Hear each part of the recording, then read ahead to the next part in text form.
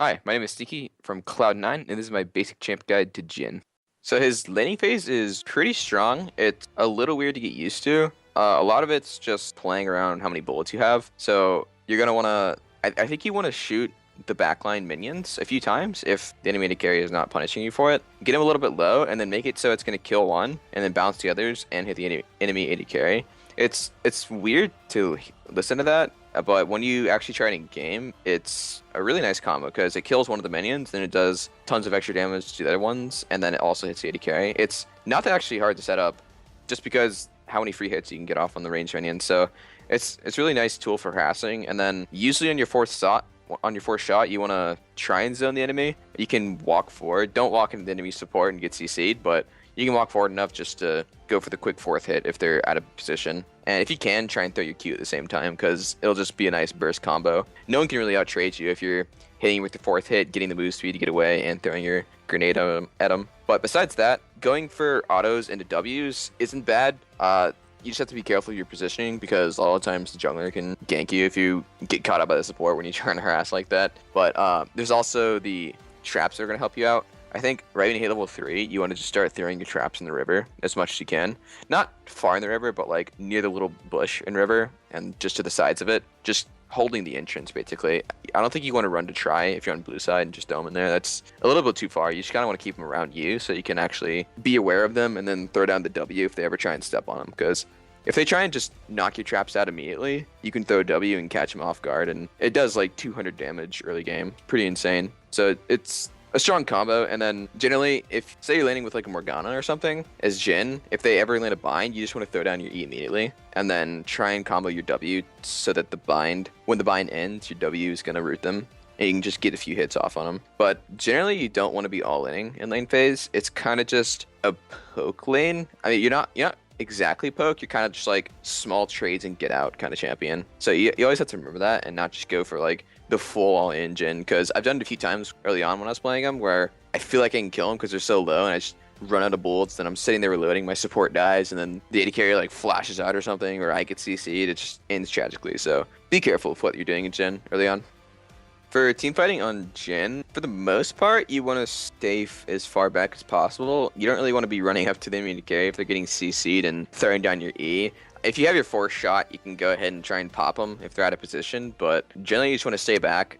Sometimes you can start off fights though with being far out, like say they're AD carry or some of their backliners got low. If you can get a good angle, you can go for the ulti, but generally you want to kind of save that for the cleanup. It's not like you'll always get a cleanup with your ulti, but it's generally going to be better because if you're in the start of the team fight and you're trying to throw your ulti down, it's not really going to damage anyone besides the low guy. It's almost always better to try and use your ulti as like the finisher of a fight rather than the starter. The only time I'd ever do it as a starter for Jhin's ult is if you're trying to catch someone out to start a team fight. Like say their AD carry's farming bot and your whole team's collapsing on him and he might be able to get away. You just throw your ulti down and you can start slowing him for 80%.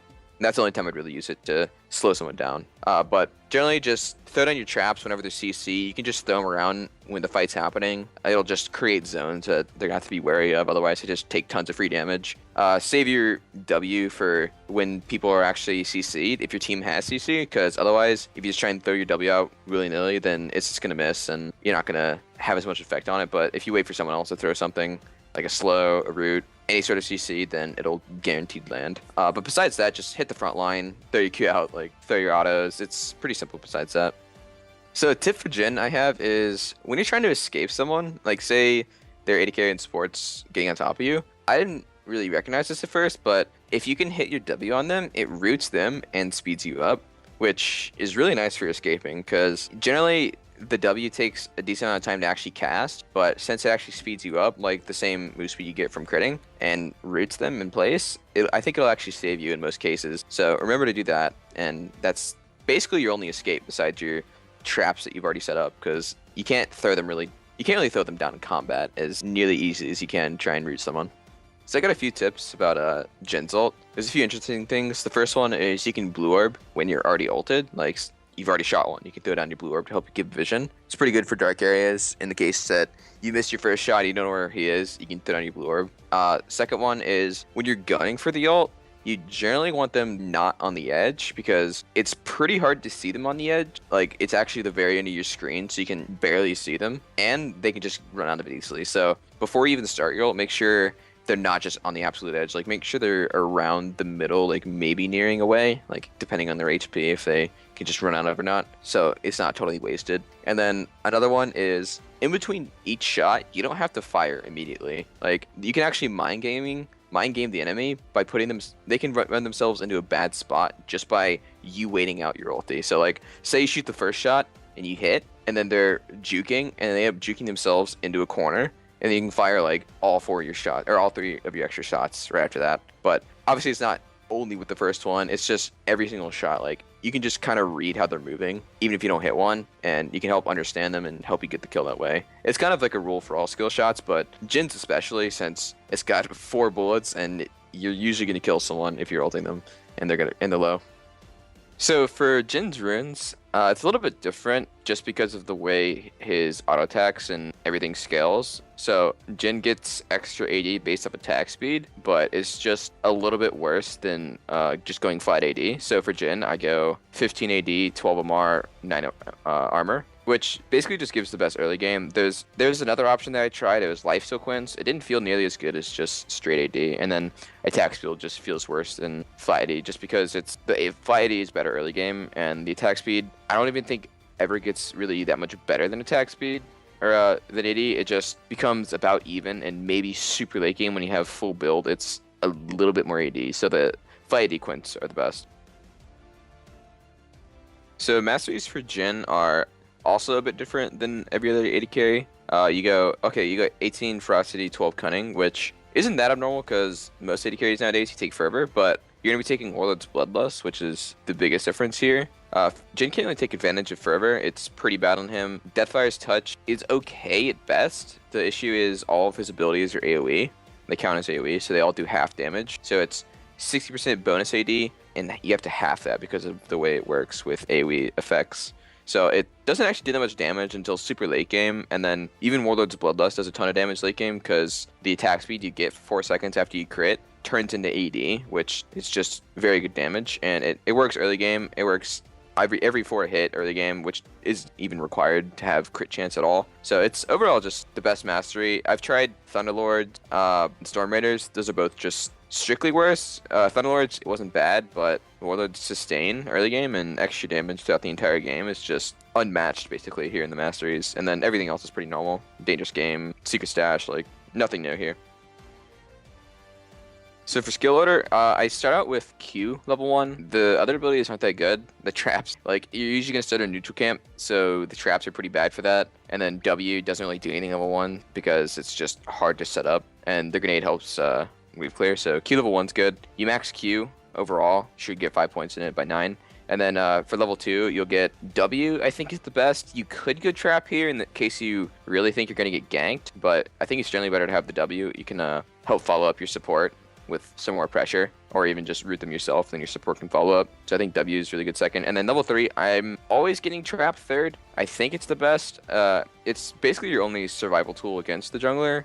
Usually when I get the trap, I just throw it in river, so it's going to be faster off cooldown and when you get it at 3 instead of 4, and the Q damage wouldn't really matter here. So QWE is my skill order early on, and then Q max first, and then W is my second max ability. I tried out E for a bit as well, but I think W is just strictly better because of how long they get rooted in place, which is basically your ability to follow up on people. Like, someone else hits someone with a random ability, like, say you have a quirky mid, he shoots a rocket, and you're good enough to hit your W, they're going to get rooted for 1.75 seconds instead of 0.75. And then your traps are really just like a wonky ability in the first place. It has good base damage from just 1 point, and even though you can like stack traps and try and one-shot someone if you maxed it, it's just not very practical. Whereas W has a ton of uses that makes it a better second max.